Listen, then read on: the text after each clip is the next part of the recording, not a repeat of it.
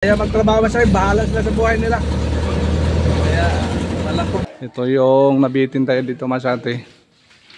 Iniwanan tayo oh. Kaya dito si Jimboy na lang yung magtatapos dito Masate. Baka pinagalitan mo. Ha? Kayo dito di ba? Sino pangalan ngayon? Di mo alam? Di mo na.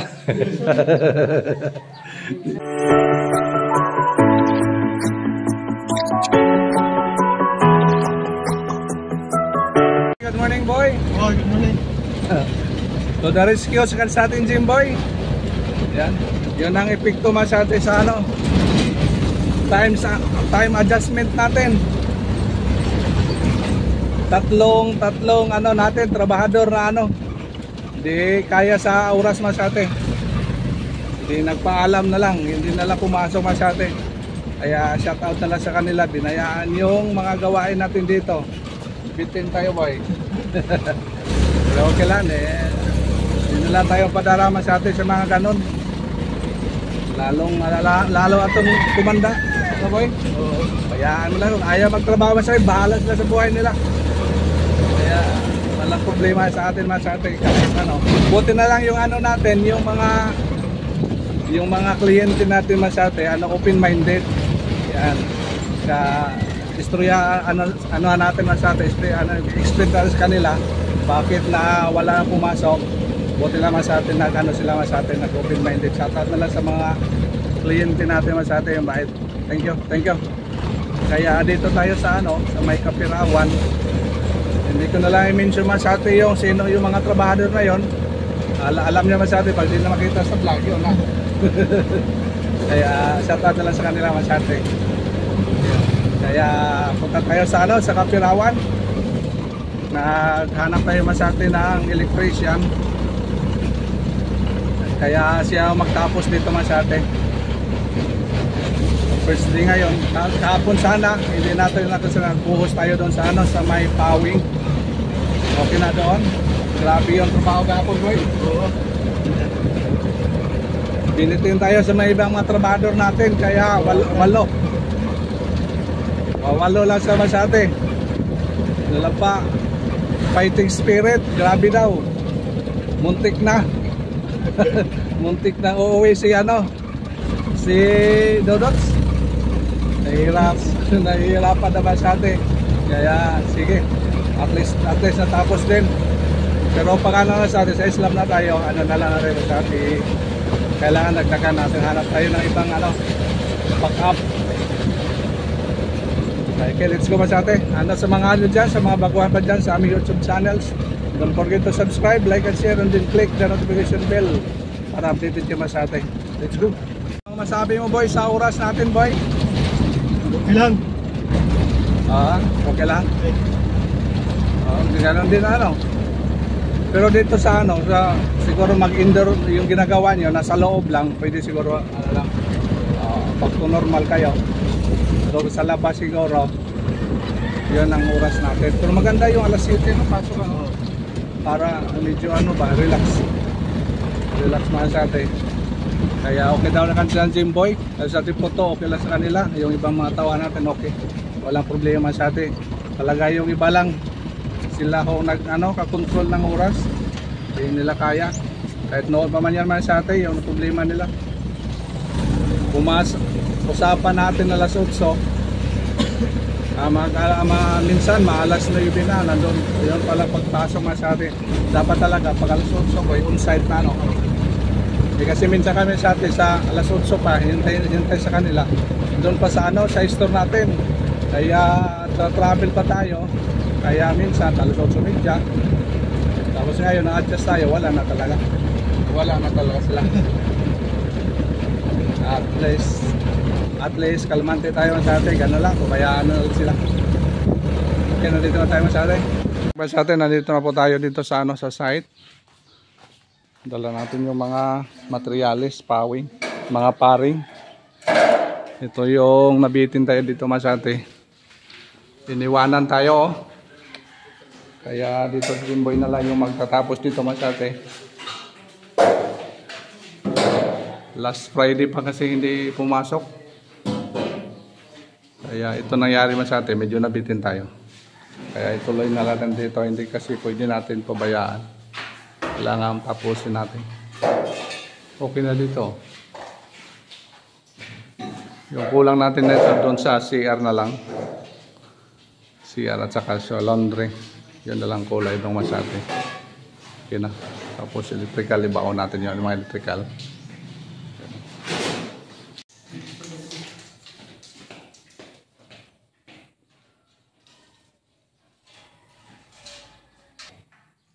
Kaya mas atin, layout na po natin.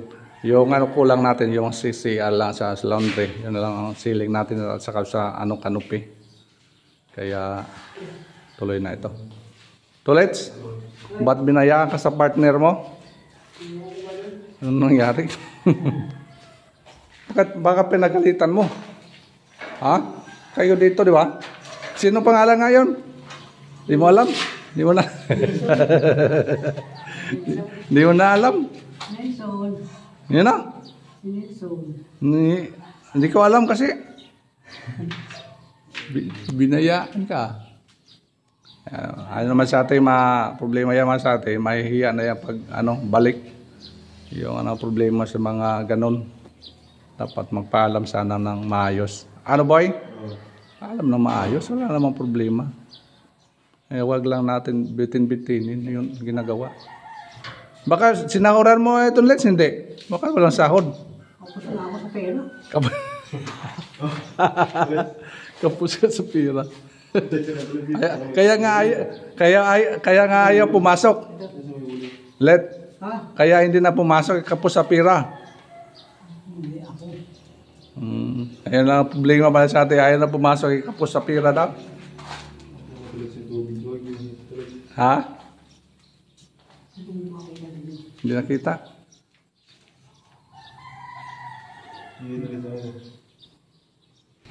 Dito yan sa taas. Sa kamay mo dyan. Sa may guhit na yan. Yan na may juman na yan. Kita mo? Wala talaga. Talaga. Lagyan mo ng tuyo. Bili ka mo ng patis. Nagpiso din nila sa toyo. Bili ka doon. Ito na tabahuin natin masate. Ito na area. Tapos sa may dyan. Sa may CR. Yun na lang kulang. Tapos yung mga kanupi.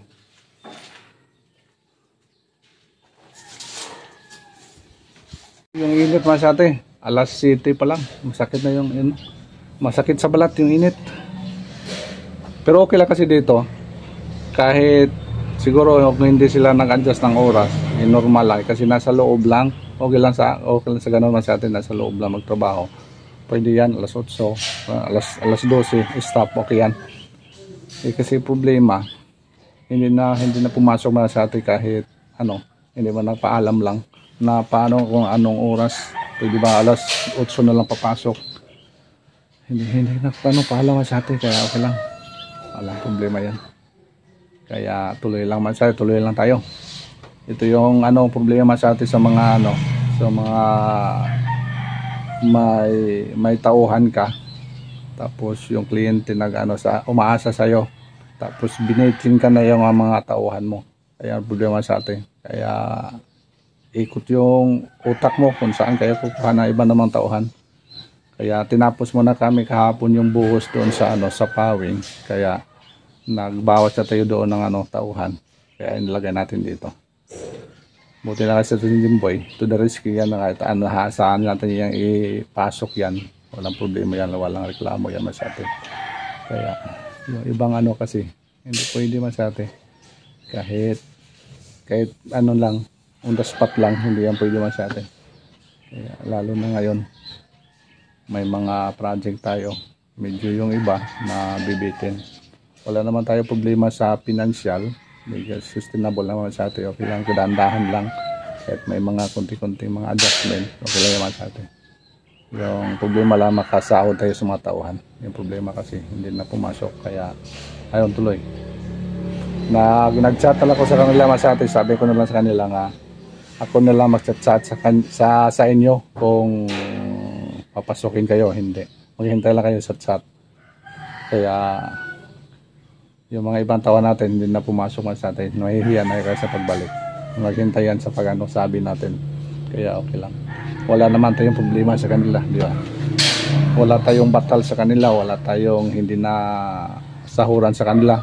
Kompleto yung mga sa atin na minsan nga maka-advance pa yung problema sa atin. Advance pa sila sa atin. Kaya choice nila yan, kanilang choice yan. Kaya bahala sila. Okay lang sana yung mga ganun mga sa atin kung sakaling may mga buhay-buhay o mga ginagawa sa labas. Yung importante naman sa atin, huwag niyong apektuhan yung regular na trabaho. Kasi yung namin, trabaho lang, Monday to Friday ang trabaho namin, Monday to Friday. Yun lang trabaho namin. Kung may sideline sila, Saturday, Sunday, 2 araw. Kung may sideline. Kasi kung sideline kasi sa atin, malaki talaga yung kikitain mo dyan. Kaysa regular ng trabaho mo. Kaya sayang kasi kung may regular kang trabaho tapos pinagpalit mo sa mga sa mga extra yun lang yung ang problema sa atin. Okay lang siguro kung tuloy-tuloy, hirap kasi yung extra yan siya putol-putol yan masyado. Whereas kung may regular kang trabaho, may regular kang papasukan, wala kang problema. Tapos iba nga lang, isang araw lang yung extra nila, diba? Monday to Saturday yung trabaho nila, pero sa atin Monday to Friday lang, working days lang talaga yung sa atin kaya may dalawang choice sila na makabuhay-buhay sa labas. Siguro natukso sa atin sa mga magawain sa labas. Kasi minsan kung mag-sideline, kung papasok ka ng Sabado at saka Linggo hindi matapos, minsan kasi napiktuhan yung Lunes papasokan mo pa yung sinasadline mo kasi nabibitin din. Kaya problema sa atin. Kaya sinabi ko sa mga ibang tauhan nga, huwag niyong gagawin yan kung may sideline kayo, gawin mo sa 2 araw. Huwag niyong iapektuhan yung ibang trabaho, gawain natin kasi minsan mayroon man tayong mga trabaho, di ba, dito sa atin, may regular tayong kikitain. Wala ang problema dito sa akin man sa atin. Talaga sa sa sahuran man sa atin, wala talaga kaming problema sa sahuran. Kahit naghihirap tayo, ay ginawa ng paraan ni Mrs. na kailangan tayo makasahod. Pero sa mga utang, kaya nga minsan yung sa atin, yung mga umiiwas sa atin, may mga utang. Yung natatanda ko sa atin, yung isang trabahador ko, umiiwas na lang yung utang ng mga 8,000 plus. Pero wala na lang, okay na yan.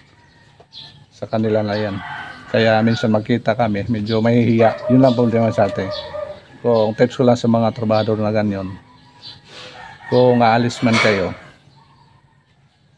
huwag kayong mag-iwan ng sama ng loob sa inyong sa busing nyo. Kaya kasi yung busing nyo, busing kasi yan. Busing yan. Wala na kayong magagawa, busing yan. Kahit na anong mangyari, yun talaga ang yun talagang maano mo sa kanya. Busing yan, hindi yan talagang maiba. Kaya minsan kayo magkita kayo, hindi, mahihiya ka kung may batal ka o may problema ka. Yun lang, tips kung sino mga trabahador ng ganyan. Nanonood kayo sa akin, kaya huwag niyo gagawin yan. Kung sakaling may chance pa kayong babalik sa akin, yun, lesson and learn na yan sa inyo. Kung pinagalitan kayo, natural lang yan, pagalitan kayo. Pero iba ko masabi ko magalit ako, mga ilang oras lang mawala yan. Pero problema kasi sa kanila kung idinibdib nila. Kaya yun naman sa atin yung tips. Kaya nagtagal tayo sa atin sa gawain nito. Dahil sa tayo, kana wala tayong problema sa mga tauhan. Sinasahuran natin, binigyan natin kahit mga OOT, binigyan natin ng chance. Lahat ng mga paraan ginagawa ko naman sa atin. Pero nag-refuse yung iba, kaya walang problema. Kanila lang naman sa atin. Dami. Tagal ako sa mga gawain dito sa construction. Kahit anong trabaho man sa atin, alam ko na yung mga pasikot-sikot sa mga gawain. Kaya hindi tayo maproblema sa atin kung sakaling yung ginagawa natin hindi na bumabalik, tayo naman gumagawa. Alam na kasi natin Kahit sa anong gawain, alam ko man sa atin. Magkuhala kong isang tauhan, tuturuan ko lang kung anong gagawin. Ayan. Matuto din naman sa atin. Kaya shoutout sa mga tauhan natin na wala na dito. Wala na sa kamay ko. Na marami silang nababaon man sa atin na nalalaman galing sa atin. Kaya okay yan. Malaking tulong gamit. Yung tip lang sa inyo, gagamitin nyo yan sa mabuting paraan. Huwag nyo gamitin sa mga masamang balak o pang ng mga customer. Yan. Kasi minsan kasi may kinalaman ka na, gagawin mo sa masamang paraan. May tatrabahoin ka, kukunin mo yung pira, yan man sa atin. Tapos hindi ka na babalik, yan ang problema sa atin. Kaya tips ko lang, huwag nyo gagawin, huwag nyo gagawin yan. Talaga lang, transparent lang kayo man sa atin. Kaya shout out nga pala sa mga customer natin na medyo naantala pero na sila mas atin, open-minded. Ganyan talaga, wala tayong magagawa pag ganyan talaga. Kahit anong bait mo, mabait ka man o hindi. May mga feedback kasi naman sa atin. Kaya yun ang tips naman sa atin. Kaya salamat sa inyong walang sawang suporta sa aking YouTube channel. Maraming salamat sa inyong tiwala sa amin. Kaya thank you. Thank you so much for watching man sa atin. Ito muna yung share ko sa inyo sa mga time adjustment natin nga hindi kaya talaga sa mga ibang tauhan natin. Thank you so much for watching. Bye bye.